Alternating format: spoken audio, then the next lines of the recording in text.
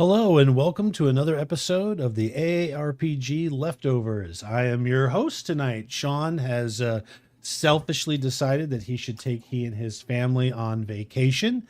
So I am going to be flying solo tonight. We have our special guest tonight is Willny4.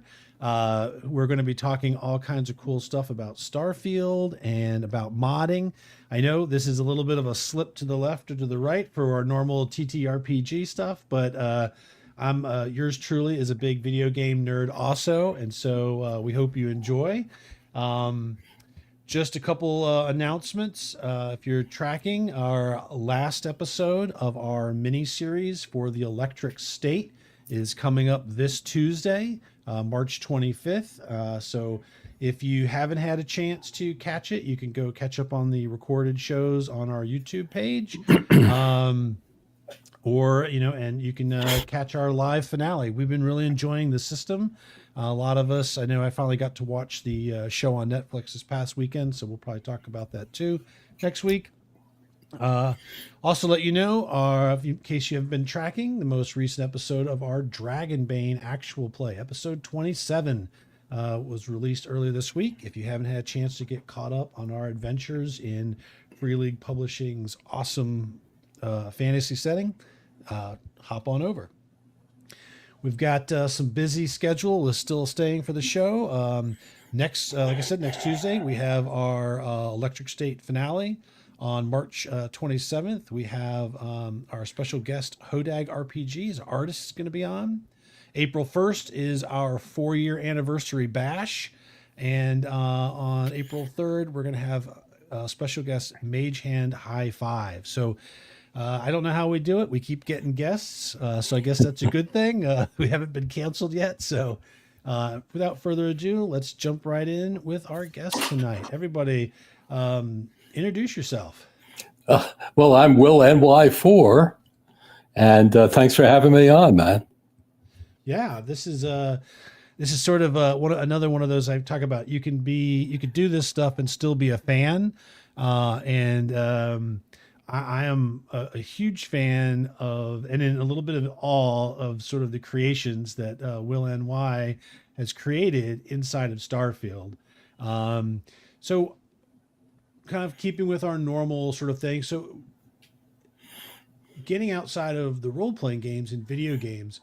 So how did you get involved playing video games? Was this something that you started young, kind of like, or was this later, or what was your sort of journey into the world of video games, and what were some of the games that you first started playing? Well, I really started playing when my grandson came over. He would come over and sleep over, and we would find things to do. And so he brought me to the world of video games. Started with the Wii, with controllers and playing around with that. And, I actually had an interest in computers and technology that went back into the 80s. I had a Commodore PET computer and taught myself basic programming. So I had an awareness and a desire to learn more about how all these things worked. I've always liked to do projects. And so when I combined the fun that I was having with Henry with the technology, and I'm building computers, why do you build a powerful computer? Well, because you're going to play games on it. Yeah. So that's kind of the way that grew out of just having fun with him. And this was about 2005 or 2006. Prior to that, I didn't know anything about video games, and maybe playing Tetris or something like that. But I had a busy career, and they consumed almost all my time. So I hadn't any interest in it. Now it's become an obsession. So that's how It's a slippery shit slope, happens. right? Indeed, yes. Well, it's funny. I don't know. We kind of, so I'm not sure. Probably folks listening might know, but people may not know. Like, so you talked about the Commodore. I had a Commodore 64. That was my first real sort of computer, and I was a paper boy. I saved up my money. I had a tape drive. So before I got a disc drive, I literally had a cassette tape drive. And you talk about programming, I don't know who published it. It was a magazine, and it would have just, it was a big size magazine. It would just be pages of basic code. Yeah. And you'd sit for hours typing them in just to get a little thing to go like, Right. Exactly. but and I don't know how people like programming now. I don't know if it's still just as hard. It seemed like back then, even then, it was so much effort, to basic is like, I don't know, it's not basic, right? It's right. so, Well, but it was still magic, yeah. to have the sense that you can do something on the keyboard and it actually has a result, not just typing, but things can happen. Yeah, I used to, they always make fun of me. I'm kind of the Luddite of the show, but I've had some really good jobs where I've worked with programmers, and I've always joked they're the closest to like wizards, right? Because you're Right. like, well, I'd like for this to happen, and right, they, and then it happens, right? It's like, so I have mad respect, and I got to work with some good teams. So you started playing you said about 15 years ago, Yeah.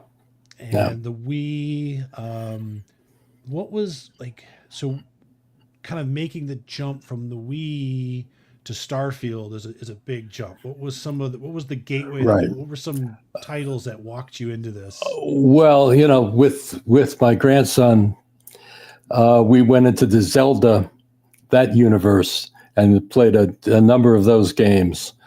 But then as he got older and the games got to be more complicated and potentially more violent and so on, his parents put a stop to it, and we kind of parted on that basis. But then I sampled almost everything. I never really got into the Call of Duty, in the shooters. That was not very interesting to me. And I kind of like the story related games like The Last of Us. Although that was just at one point I did have a PlayStation and I had an Xbox, again, all to support the kind of stuff that he wanted to do.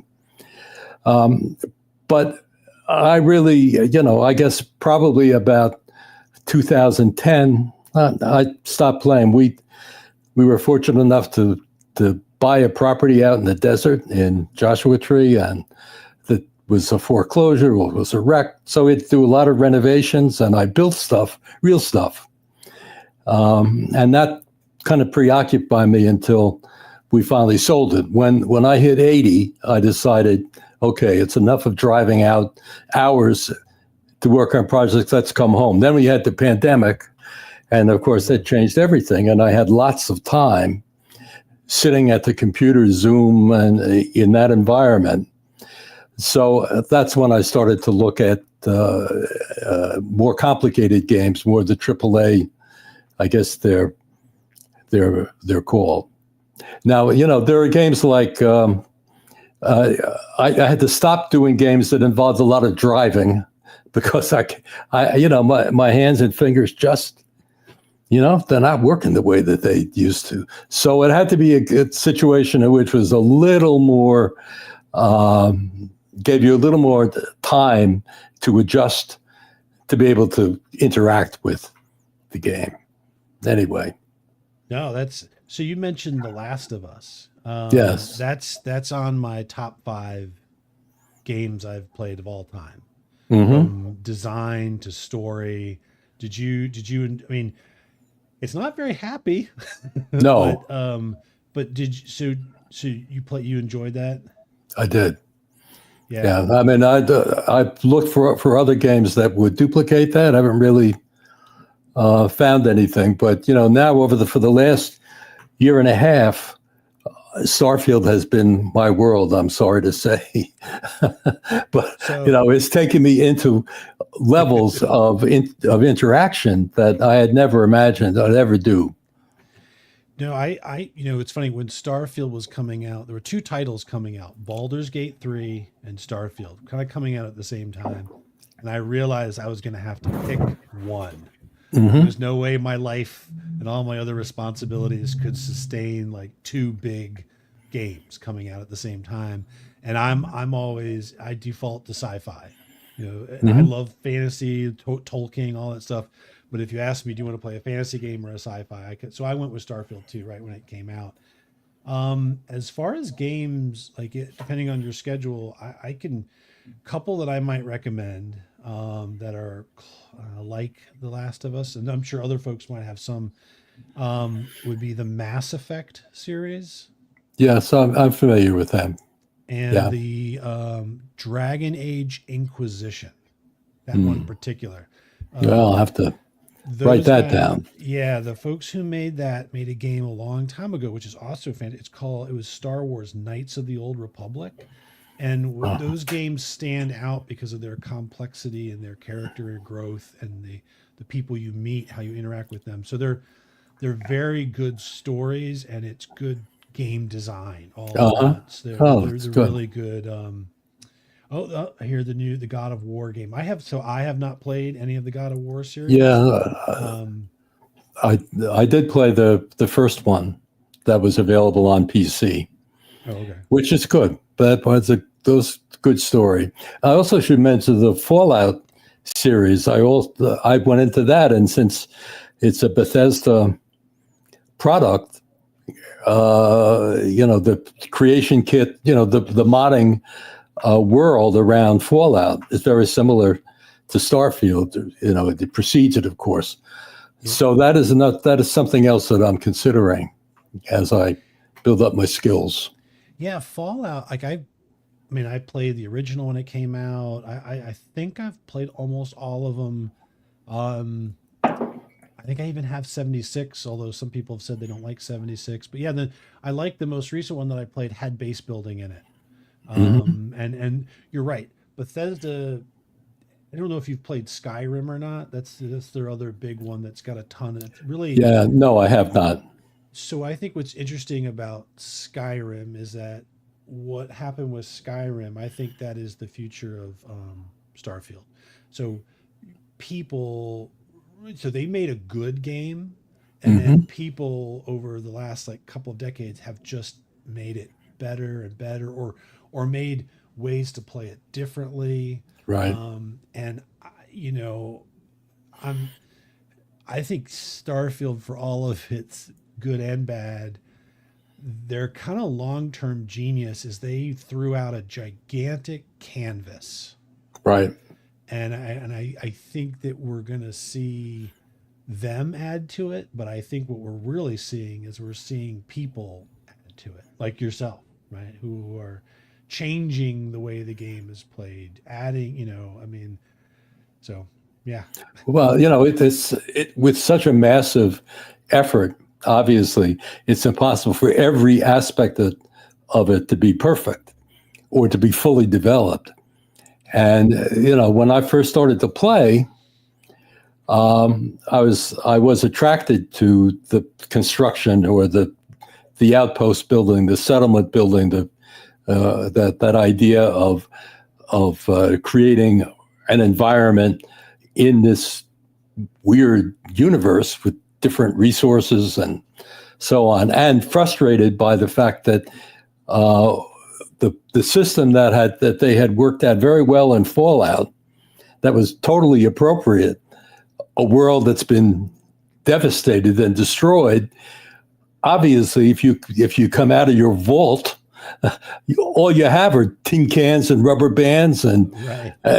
that's how you would build. You would reconstruct something.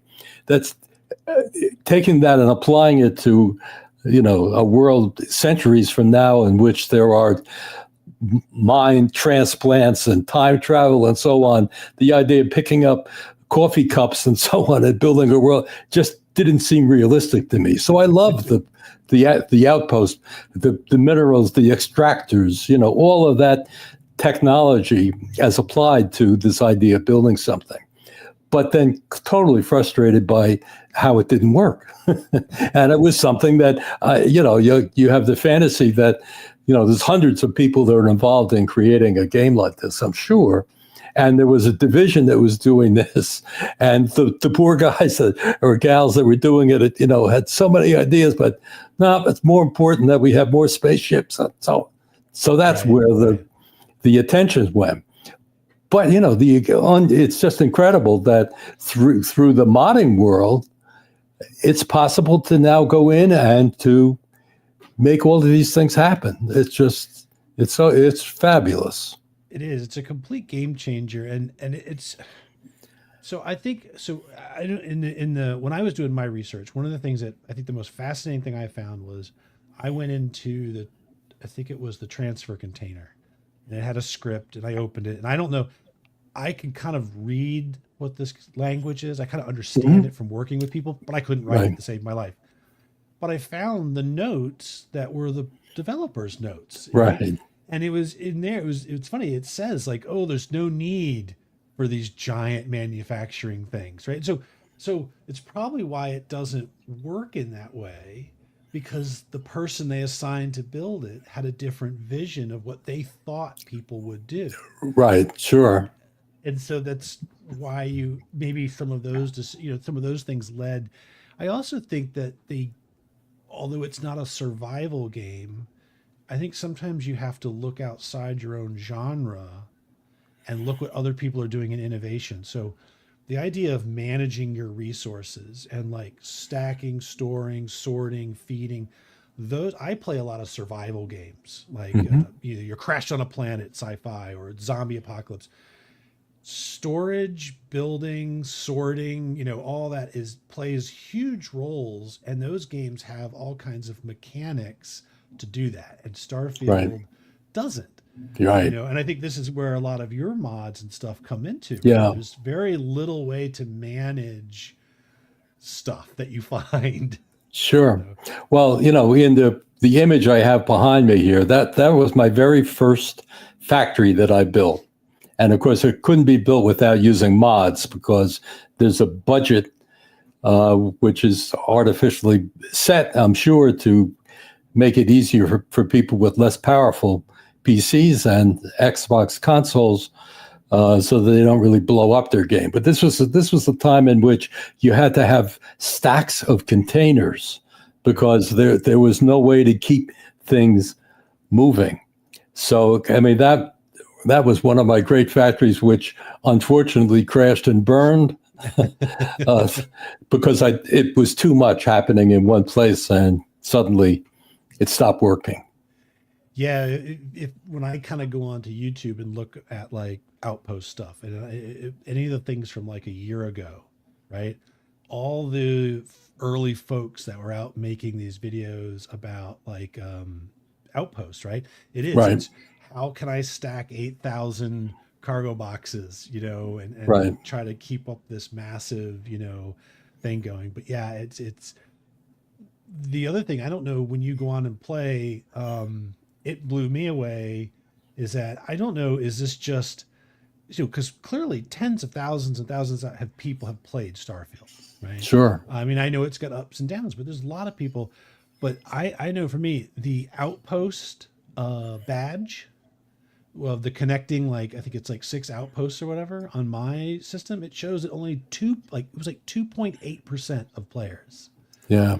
So clearly, just because maybe it doesn't work, or by design or different things, the Outpost community is definitely a niche community, a very dedicated, and because the folks who do make them, and it's like, if you love it, you love it, right? And everybody else, like you said, is flying around in a spaceship, shooting things, and So how did you, when you started playing, was it immediately evident that you wanted, or did you start playing with the Outpost, or like when did you know that this was going to be like your favorite part of the game and most frustrating? I think it, I guess I probably saw a post on Reddit of a guy that had found a system so that he could gather all 90 some resources that are available within the game and then bring them into a central location. So I thought, well, this is a really interesting thing, because I get to go to all the different planets. You have to set up greenhouses and and ranches to interact with the animals and plants and so on. So it really seemed like it was a big canvas that I could operate on and bring it all back into a kind of central facility. So that actually got me started. But of course, then I realized that because of the problems in the mechanics of the game, you can't really do it. You can bring all that stuff in, but it's going to get jammed up and blocked, and nothing happens. And spaceships arrive, your materials come in, and they have to end up going out again. I mean, it was a very chaotic enterprise. But then, of course, the mod world simplified things. And then I began to think about it in a little more depth, that one of the major problems is that mass and weight are kind of confused within the game. Everything has a weight to it, and that and all the containers that have to hold all that stuff have a capacity related to that weight. But in this universe, unless the gravity is exactly the same as it is on Earth, the weightlessness is all over. I mean, in space, there's zero weight. So that's okay. I'm going to go in and I'm going to cheat. I'm going to reduce the weight of everything that I have, not to zero, but make it much lighter, so that the system can actually process and move things through.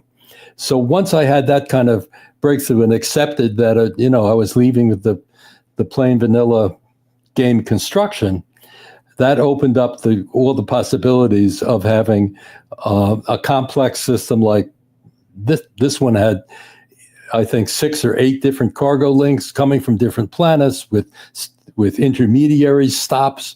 So it was complicated enough so that it really kept me busy. So, and that's what I wanted to do.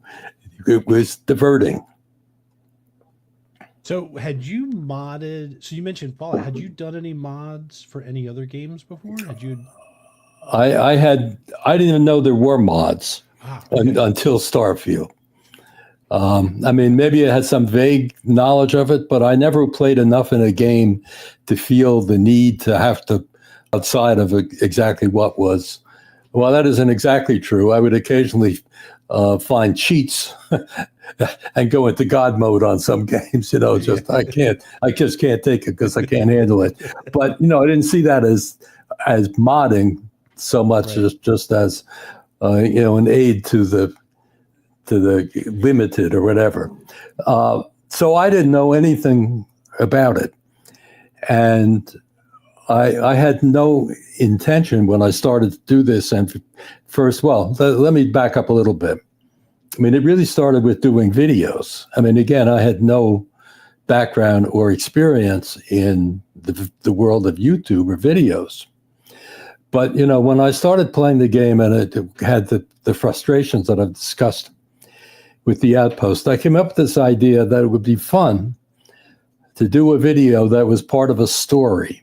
And my very first video was called the Sidonia Conspiracy. And in this series, I created the character who I played in the game, a retired pilot who wants to build a settlement and an outpost as a retirement exercise. So some parallels here. Anyway, and then he found that he couldn't do it. He was frustrated, all the things we've just talked about. So what can I do with this? So I created a story in which the Sidonia Mining Company had created a system in which they would sell you mining equipment for your outpost, but then they'd make it impossible for you to sell the finished products, but they didn't want competition. And so this kind of evolved into, I went out and I interviewed former pilots, people who worked for them. And so it ended up with the answer being provided by a bunch of hackers from Nexus mods. And so I brought those NPCs in, gave them the names, and they interviewed them, and they told and showed me how it is that I could fix the system by changing the weights, increasing the capacity of the containers. And then the very first inventory control system, which was Magnus the Magnate, in which you could sort the materials and apply them to manufacturing. And so that was 3 videos, ending up with the finished product of a factory that was working. So, I mean, that didn't get a lot. I mean, it was my first one. It's very poor quality. I'm ashamed to say and I may go back and do it again because it was 1080p and, it was really almost impossible to watch, I think. So I will probably fix that. But so that got me interested, and I got encouraged from my son and my wife. Just okay, it keeps him busy. Good, let him do it. It wasn't too expensive at the beginning, and I have a room, a second bedroom that I could turn into a kind of a studio. So it really grew out of the video world. So okay, we started to do some videos, and I said, okay, what's next? So I said, well, I want to show more about what is possible, because I wasn't seeing it, in the various chat rooms and on Reddit and so on. So that kind of was the start. But then last year, I don't know if you were active at that time, in the middle of the year, Bethesda completely revamped the way that the components, the meshes they're called, all of the visual elements that are used in the game, they changed the addresses for all of them. And almost every mod in Starfield was completely crashed. You couldn't play them anymore. All of the great spaceship mods, all of them. There's a wonderful artist called Tank Girl 44 who has done beautiful environmental settlements with buildings and settlers and so on. All of it was completely out the window. And so people were really furious, and they thought that's the end of mods. We're not going to be able to do them anymore. This is before they did the Creations Kit, their formerly sponsored mod system. Oh, okay. So this is before. Yeah. So I was not in any of the modding during that period. Yeah. Right? Yeah. Okay. So what happened was that someone, and I think it was JMPZ11 was the author, found a way to do a translation. And with tables, he was able to put it up so that you could, if you went into Nifscope, which is a programming language or program, if you followed a series of steps, you could actually change all the addresses, and the mods would all work again.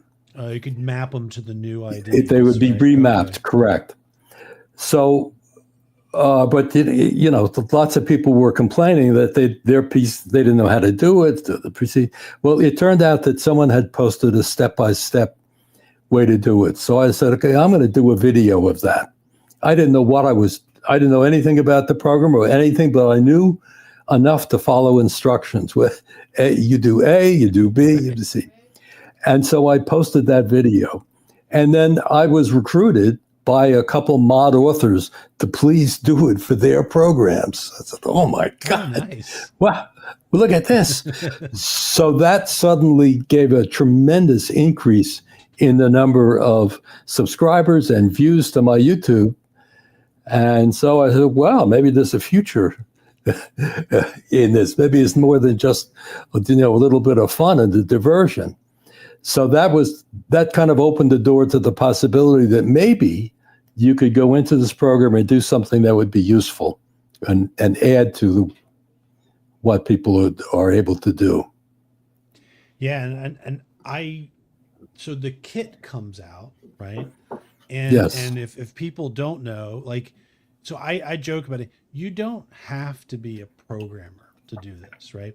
And No. there are parts like if you want to get really crazy, you probably do need to know some, I guess would be like C or whatever there's some scripting if you get super detailed, but there's a ton you can do to the game that you just, and there's tons of people out there that have made how-to videos Hmm. and that walk you through the steps. And so, yeah, I was very nervous. I sat down, I opened it up, I looked at it, I was like, and I closed it. And like 2 weeks later, I opened it up and I tried to do it and I couldn't figure. I spent hours like comparing and looking, and it was, it's like any of these things. Like one day there was just this thing that I saw. And I was like, oh, it's that simple, right? And it's just Right.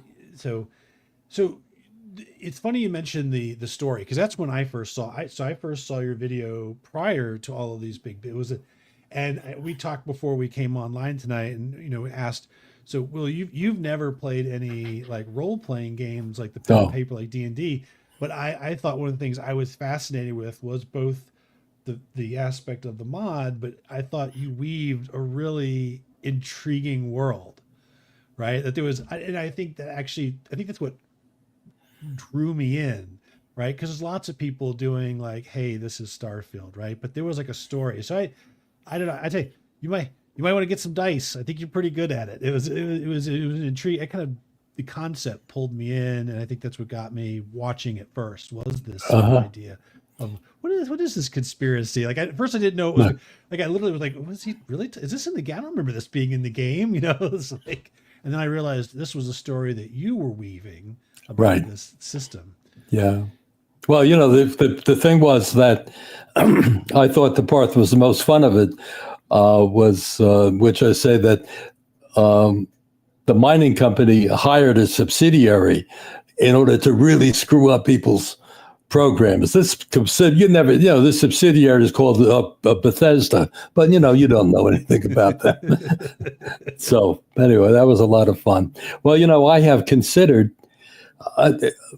Just to go a little bit deeper into the modding part of this, I'm kind of coming to the end. And maybe we'll go back and look at some of the earlier ones that I've done, to the ones that are related to buying and selling the materials. So I'm thinking of going back into the story mode, and I have an idea of something in the future. And as I've learned a little bit more about the modding, I think I can create locations and with instructions for people to go, kind of like more of a quest, but still related to outpost development. So that's what I'm thinking of now. That'd be very cool. Yeah. So should we? So all right. So folks don't know, right? I just want to do this. We're going to add this back on here. So if you go to YouTube and put in Willny4, this is your page. I don't know if you want to go with anything in particular, but you can find all of the different all the different videos, right? Um, I don't know. Is there one that you want to showcase or? Well, I think I'd like to talk about some of the specific mods. And if there's a Nexus mod page, did you happen Yeah, I did. I get got that pulled Nexus. up? Yeah, right. So if you're interested in mod, this is Will NY's. This is on Nexus, which is where you can find mods for like I guess just about everything, right? Right. Yeah. So this is your page here. So yeah, you've got, and your most recent is the buyers, right? You've got Yeah.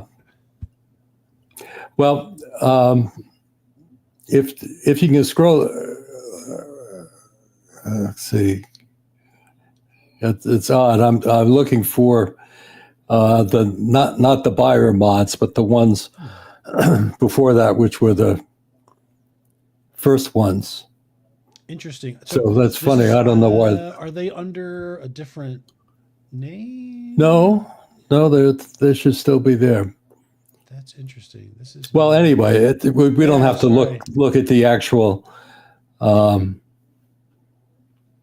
page. It's funny that they're not there, but okay. Well, the first one, there are two resources in the game that, oh, okay, now we're getting down to them. The bottom one, mine, aqueous hematite and kaliumite. I mean, this is pretty obscure, but those are two resources in the game. When going back to when I had my obsession to gather everything in the whole universe, well, these are two things that you cannot actually use the standard extractors to get. Right. And so I wanted to, but they're very valuable if you wanted to sell them. And you can collect them manually. You know, you can go with a machine and extract them right out of the rocks. They are found around artifacts in the game. That's not really relevant. So I found an old mod, a really old mod that I considered to be really too much of a cheat, in which you could go to a location, put down an extractor, and get every single mineral in the entire universe would be produced. Well, that seemed like that was a little too much, but it included kaliumite and aqueous hematite. So I went and I looked. The guy who wrote that mod had abandoned it and said, "You can do whatever you want with it. I don't care." So I went in and I took everything out except aqueous hematite and kaliumite and posted that. So you could go anywhere and get those two minerals. So that seemed like I was adding something to to people's enjoyment of the game, and that did get a lot of attention. And I could post that on both creations and Nexus mods. So that kind of was and has been the scheme of how I do the mods. I look for what people have tried to do before that, you know, no longer works, or it's just not. It could be developed and you could do even more with it. And so I take it and upgrade it and make it so that people can use it. So the first couple mods were like that. The next one, which I think was the survey mod, if you can get that one. Oh yeah, that was really good. That was the one. Yeah, let's see. Yeah, the enhanced survey tool. Yep.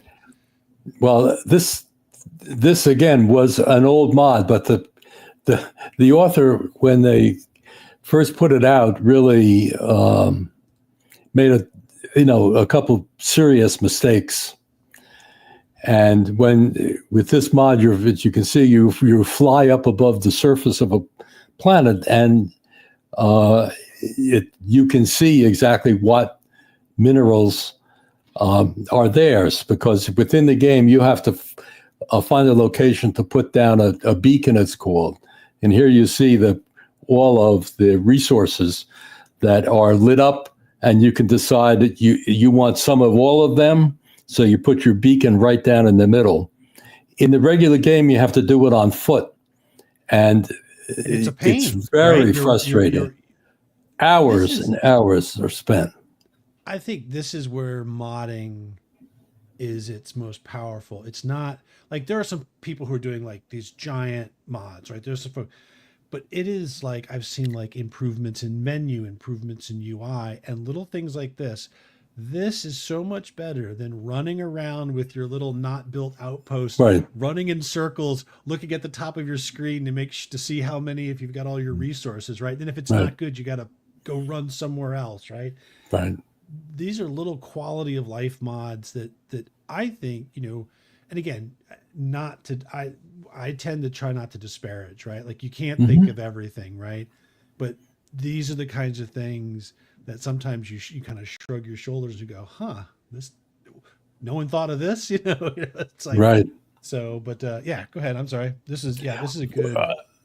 Yeah. I mean, this was not my original idea, as I said, but the guy who first published it, an earlier version, made mistakes in terms of the console commands. Now, this unfortunately is a mod that can't be used on an Xbox.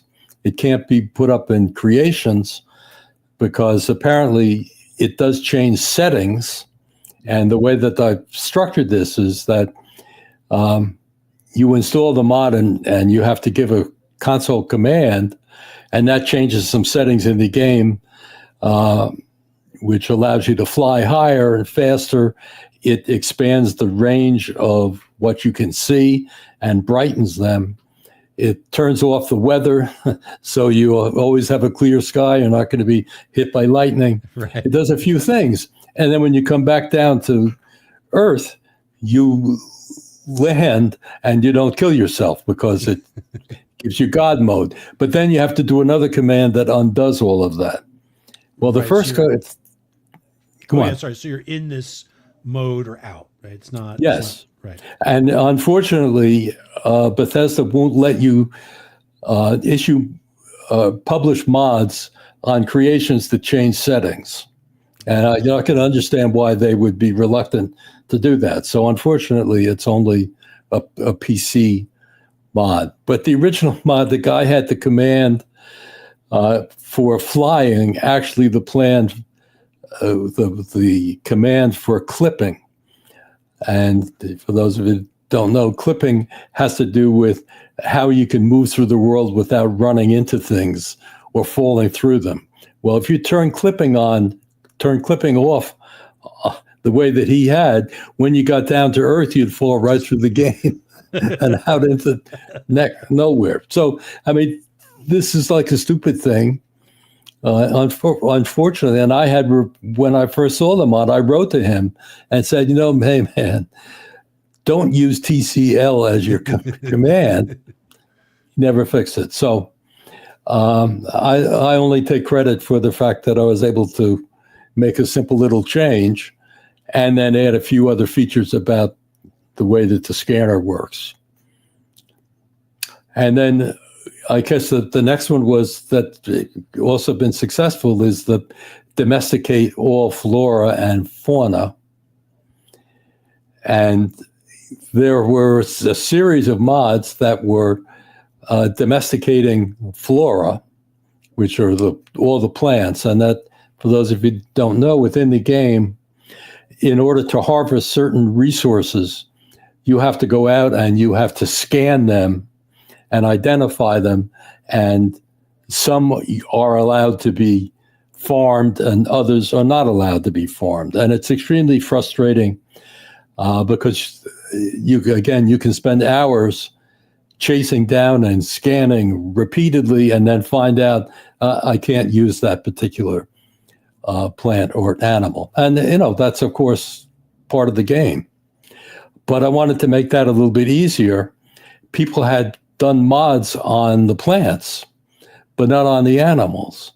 So I just went in and changed one little keyword from a no to a yes, and suddenly all the animals could be domesticated. Which is great, because I'm kind of the opposite. So my gameplay is 90% of the resources that I gather are gathered at the source.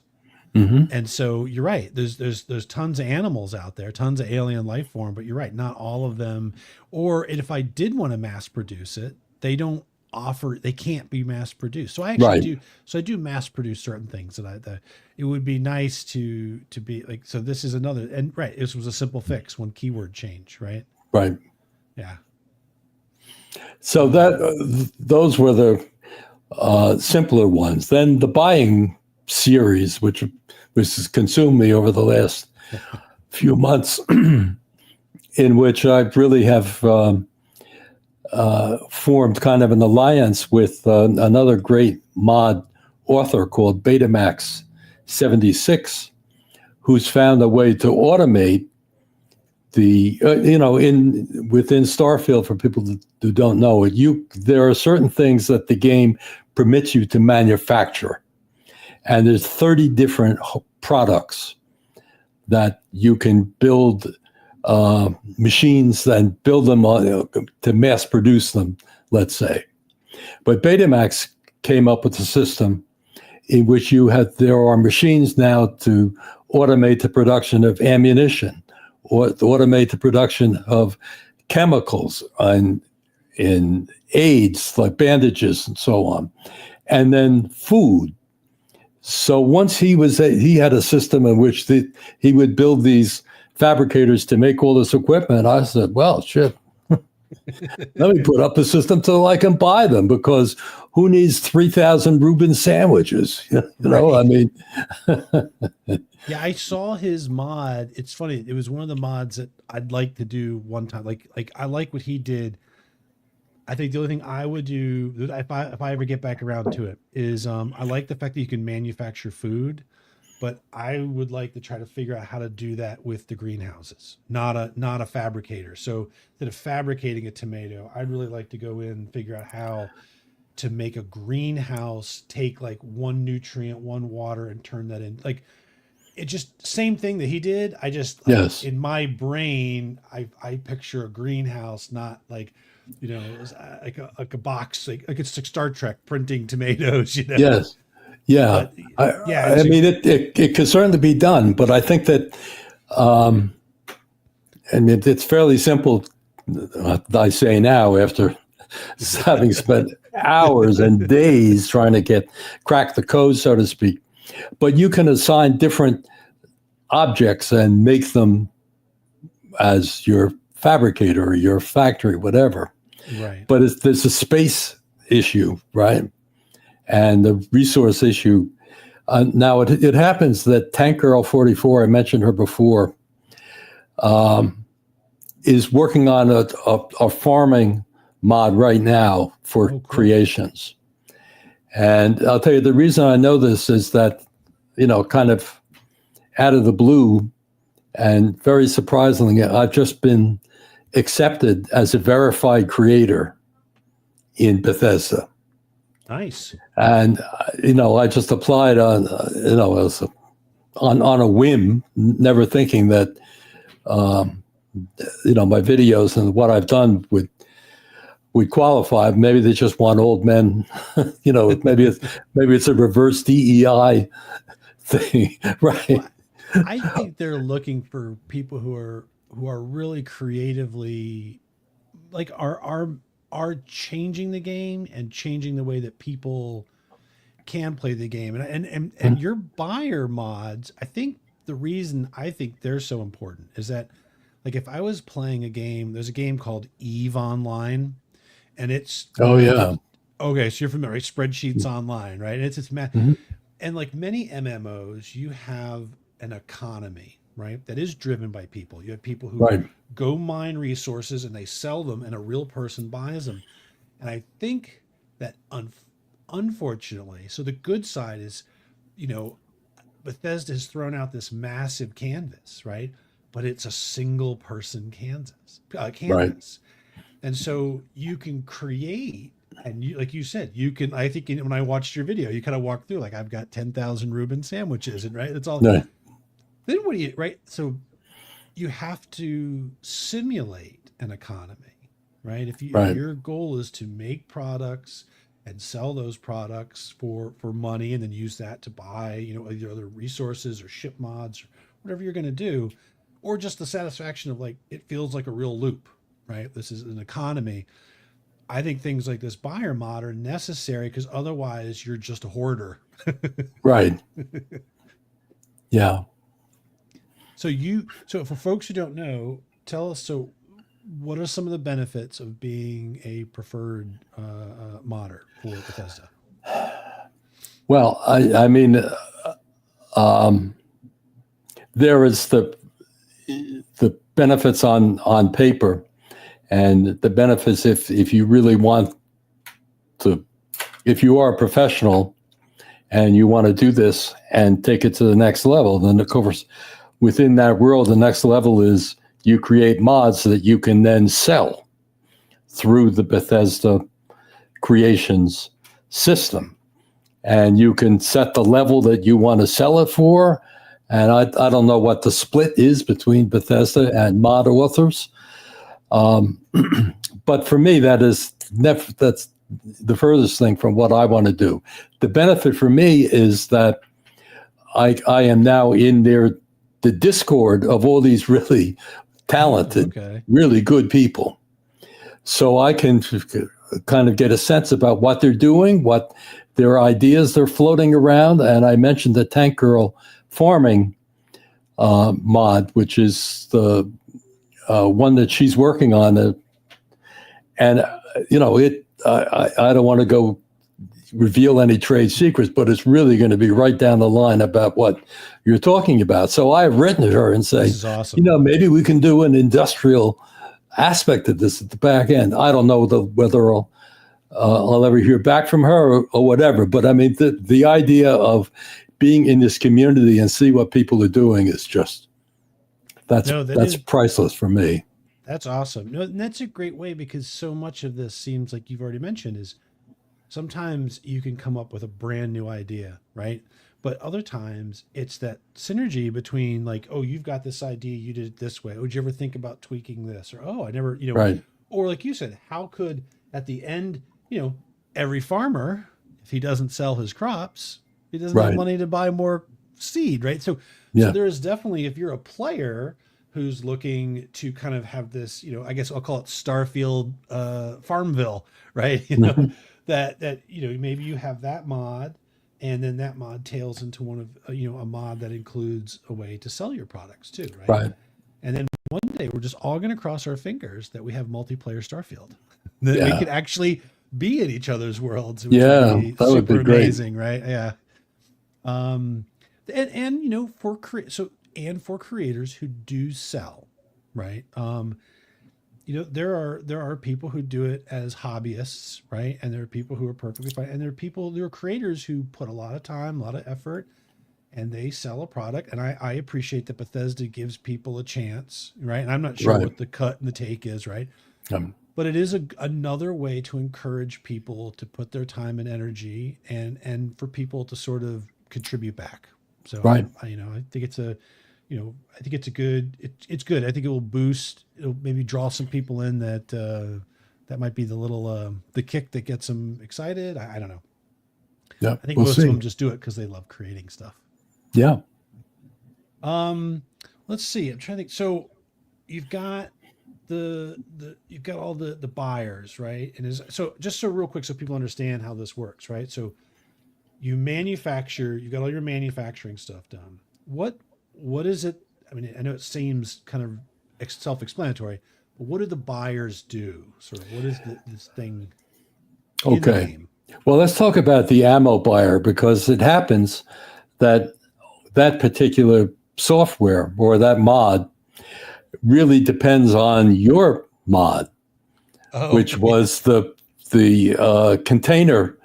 You know, because one of the historic problems have been in people building outposts on Starfield is inventory management, that all of the materials get shipped in, and you never know what's coming and how much of everything you have. So it becomes, you know, almost impossible to decide how much you actually, how successful you are, because you don't know what your inventory is. Right. So up until this point, there was only one mod that had a sorting aspect to it, or the sorting function, which, as I mentioned before, was Magnus the Magnate, not available on Xbox. Sadly, neither is mine. I'm sorry. I've had several inquiries. Well, I wanted to talk to you about that because, well, let's finish this thing, and then I'll give you my input, because you mentioned that before. But with the Magnus system requires a machine and a container in order to work. You've kind of just built it into the container and found a way through cracking the code of how the inventory system works, so that in this particular outpost that I built, all of the raw materials are coming into a transfer container, and then they get linked to your containers, in which everyone, aluminum, cesium, uranium, plutonium, all of them are then in their individual containers, which you can see over on the right side there with the neon letters on top. And anyway, those then link to the fabricator machines. So what I did was that I created these blue containers here, which have a terminal, as you can see, attached to them. And they can connect either directly to that fabricator making ammo or to a storage container where the ammo is located. And instead of making ammo, this makes currency, which are Astras, they're called, within the game, which is a new currency that Bethesda developed. So that's all it does. It's a simple manufacturing process within the game. And then I set a price list of how many Astras or how many items of ammo equal to one Astra, which has a value. There's the price list of how that works. So it's basically like the same as if you were manufacturing an aluminum frame, except that now the Astra is the manufactured process. Correct. So it's in game term, in role-playing terms, it's selling, it's a market, right? It's trading. Yes. But in mechanics, you're literally constructing Astra from, okay. That's how that works. That's awesome. Yeah. So, I mean, of course, in this game, I am working as a wholesaler. That is to say, I'm a contemporary in the game who's offering you the opportunity to put my buyers in, and I'll pay you better than you can get if you go to the trade authority. But then I have a better deal at the other end. That's all part of the discussion. And in this particular case, this huge ammo factory was built for a crime family on this particular planet. And the crime family is my wife's family. I mean, their names, not specifically identified, but, that's the way I have fun with it, to create it. Are they aware that they weren't until I put this out. But the last names, I bleeped out the last names. So right, okay. Yeah, so that, it's funny you met, so I, of course, this was awesome. So for me, because I actually do small batch stuff, but I was spending so much time, I'd go fly. So I'm trying to survey all 1,000 planets. Problem is, like, I'll play Starfield for 2 or 3 months and then not play for 2 or 3 months. I'm getting close. I'm about like 800 and some fully scanned planets, everything on the whole deal. So that's, I'm going to land on every planet. I'm going to scan every planet. So I was coming back to my base and I had set up manually all these storage containers to try to do what I wanted to do. And I would spend 30 minutes running around trying to put the right thing in the right box. And I was like, no way, I can't do that anymore. I should be out playing, not sorting. I didn't want to play, Starfield, the sorting game. Right. So that's what drove me to do that. I was like, I got to find a solution. But it's a breakthrough. And in my next, this more interesting role-playing mod that I'm coming up with, it's going to be a feature of the way that this factory will work. But I'm not telling you what I'm actually going to make. All right. Well, it's funny in this right here, these all these green lines. So folks aren't familiar with it. This is the connections between storage, right, or between storage and manufacturing. I don't know if you saw in my later video. So there's a error that a lot of people have written about. Like, if you have 2 storage containers and they're linked to each other and you manually pull something out, it breaks the link. Yes. And so the latest version of the mod I've got has a fix for that. And that was just like you said, it was like you changed a keyword. It was literally, I applied the script that was written for the transfer container to every storage container. And now every time you remove it reassesses that relationship again. And so again, I'm not smart at this stuff, but I hope that people are motivated to go out and get into the kit, look at what people are doing, think about what they like or don't like about the game, and just try their luck, I mean, the only thing I would add to that is that also go into Xedit. Now, this was the language or the programming that people used before Bethesda released the Creation Kit. And all of the wonderful mods in Starfield and Skyrim and Baldur's Gate and so on, Fallout, were all done within Xedit. It's not as visually interesting, and I don't know how they actually did it when you can't actually create images of what you're doing. But in any event, for some things, it works much better than the kit. So one of the things I'm thinking about is maybe to do an introductory video that shows you how the two of them relate together and can help people get into this. Because for things like copying, for things, if you have to do a large number of changes, of changing one word in all of your forms, right, Xedit makes it really easy to do that. So that probably would be great. That'd be a great idea, because I know for me, one of the things that was the downside is, like, I made a small change, but I had to do it over. Yeah. One by one, very manual. It was brute force the whole time. And so, yeah, any tool or tip that could make any kind of like repetitive or labor intensive thing go quicker, that'd be awesome. All right. Well, we are. Okay. So I know the hour always goes by super. Yeah. Quick. Wow. How about that? But you were mentioning. So I know Xbox, right? So I've had several people ask me, "Is this available on my thing on Xbox?"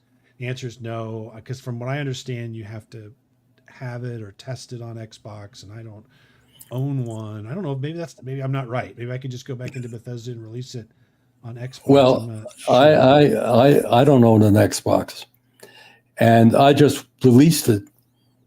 I just checked the box that said Xbox. Oh, okay. It just went through. No one, and mine probably are not quite as complicated as yours, although some of them have quite a bit of it. But except for the one that has the scripting or the changes in settings, all of the rest of them were published on Creations without any problem. Oh, okay. So I had gone and read something that's like, oh, you have to like test it on Xbox, or there's all the. So I can basically just go back in, go to the pull up the Creation Kit, do the whatever it is, like when you're updating it, and I'll just then publish it. Yeah. Okay. One thing you might do is to put the link to the Nexus mod, so if people have problems or issues, they know where to contact you. Because one of the downsides of the Creations Kit system is that there's no feedback. You have no idea whether anything's working or not. Right. So this is mine. Right. So this is mine from. Right. You're right. It's got great stats, and I can put stuff. But you're right. Nexus. And so folks have written me. Yeah. So Nexus is. I haven't been both places.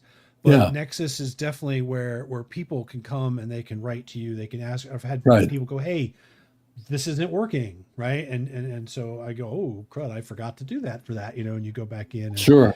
So yeah, definitely. Nexus seems to be. I'm not sure. Again, I'm not sure why Bethesda didn't develop their site with feedback. But oh well. Right. Well, I'm going to have to give that a try. Yeah. Good.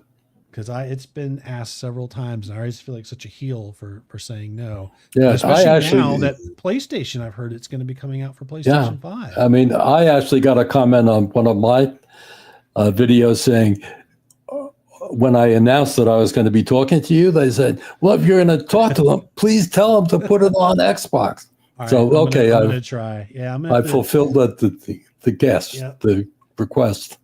Oh my gosh, I'm so bad. I got people complaining to you about me. Well, hey, so Will, thank you, Willny4. Thank you for coming on. Do you have any? So, do you have, before we sign out for the night, do you have any upcoming things you want to share, or any other collaborations or words of wisdom you want to pass on? Well, I don't know about that. I mean, I have one more expanded mod in my buyer series presently. The last one was you could sell me, because I'm very greedy. I really want a lot of stuff. sell me your finished hard goods like Vitinium fuel rods and Oh, nice. microsecond regulators. But people were saying, what about the raw materials? I have thousands of plutoniums. How do I? So that one is about ready to go, probably by the weekend. So, and then that will incorporate the finished products and all of the raw materials, so that all of the resources, minerals and liquids and gases can all be sold. I'll buy them all from you. Well, that'll be great for all those giant mega structure bases, right? Where they're Exactly. just building up resources. I know. So, and I know that here I am going down a rabbit hole at 10 o'clock. Somebody had done a mod, or have you heard of a mod where it's like a splitter? Yes, well, that's part of the Magnus system.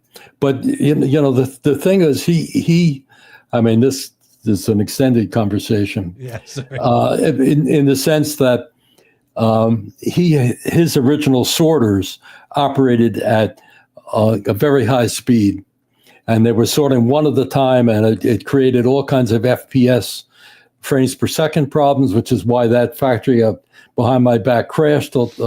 Ultimately, he changed the system, created new containers, and had his machines operate by taking batches of materials.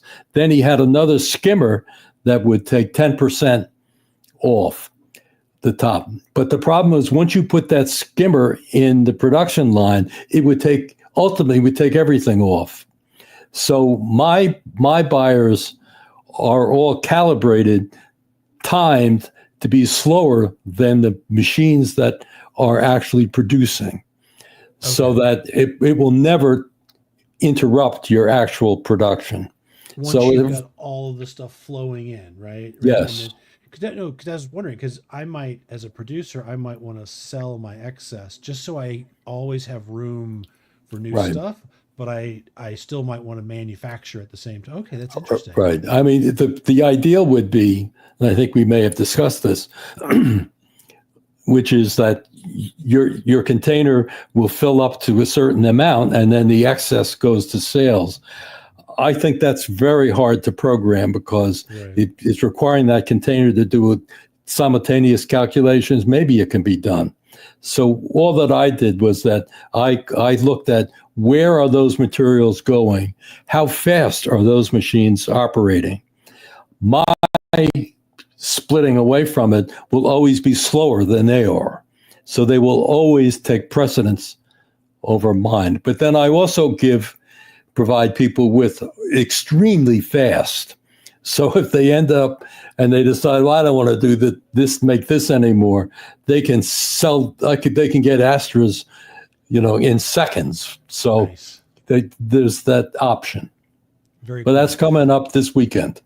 Oh, all right. So, hey, everybody check it out. Hey, thank you for coming on. This Well, was thanks, great. Matt. I really appreciate this. This is, like I said, I enjoy the videos. I am fascinated by the complexity. And again, it is, for all the things on Starfield, once these mods are in place and all that, you can really create some amazing systems and some fun gameplay. So until next time, everybody, go check out Willny4 on YouTube. And, maybe we'll see you in a few months. We'll Yeah, that was revisit. great. Good. All right, well, Thanks again, Matt. All right. Good night, everybody. Night.